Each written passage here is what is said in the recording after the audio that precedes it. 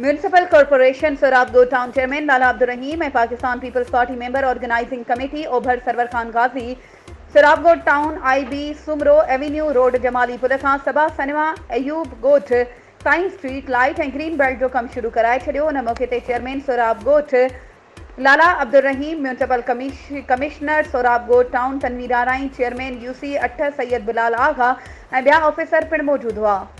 उन मौके ते सोराबगोट टाउन के चेयरमैन लाला अब्दुल रहीम चयो त गुलशन मेमार खां चढ़ाई ताईं स्ट्रीट लाइटन जो कम मुकम्मल थियण खां पोइ मेन रोड जो मरम्मती कम शुरू थी चुको है। जमाली पुल खां अयूब गोठ ताईं स्ट्रीट लाइटन ऐं ग्रीन बेल्ट ते वण लॻाइण जो कम शुरू कराए छॾियो आहे। अवाम सां कयल वाइदा पूरा कंदासीं।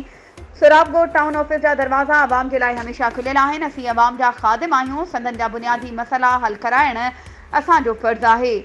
सोराबगोट टाउन के रोशन ऐं सरसब्ज़ बणाइण लाइ पुरज़म आहियूं। असांजो अज़म सोराबगोठ जी अवाम जी ख़िदमत करणु आहे। इंशाअल्लाह सोराबगोट टाउन के मॉडल टाउन बणाए ॾेखारींदासीं। वधीक ख़बरुनि ऐं अपडेट्स जे लाइ असांजे चैनल खे सब्सक्राइब कयो ऐं हा, बेल आइकन खे प्रेस करणु न विसारिजो त जीअं असांजी हर नई अचण वारी वीडियो तव्हां ताईं पहुची